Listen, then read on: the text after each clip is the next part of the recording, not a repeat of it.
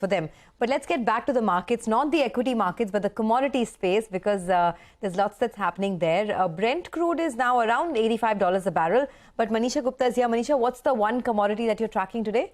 Well, thank you for that, Sonia. Well, the crude oil prices are expected to be bullish in the third and fourth quarter. That's exactly the kind of commentary you will hear for other industrial metals as well. I'm looking at the base metal prices, which have reacted on the positive side after the first quarter GDP numbers for China have come beating street expectations, and they have come at 4.5%. If you look at the other data that also came in today, whether it was retail sales, industrial output or investment numbers, they have come in on the positive side as well, but uneven. What the street was expecting, we haven't seen all of those numbers come in as expectations. And that tells you that economy still continues to be uneven there.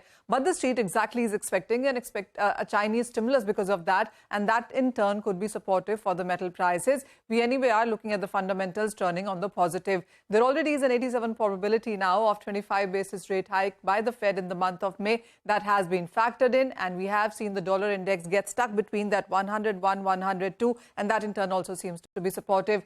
Take a look at the nickel prices then, and they are trading off their 5-month lows. We've seen strong support come in. In the last 6 or 7 trading sessions, we've seen the prices gain up by nearly 6% as well. Fundamentals, as I told you, have been on the positive side as well. So when you look at the inventories, the LME stocks itself, they have declined by 40% in this year until now. The copper prices also are trading at around 1-month highs. We have seen prices gain because of lower supplies. There are very bullish statements coming in from Trafigura and Goldman Sachs, anticipating lower inventories and higher demand going forward. The LME inventories for copper as well at around 56,000 tons is the lowest since 2005. So everywhere that you look, the inventories are weaker. Chile's Codelco says that while last year you saw production decline by more than 10%, this year as well the production is expected weaker by 7%, and Chile is one of the major producers for copper. So lower output, lower inventories, stronger demand expected from China is all very supportive.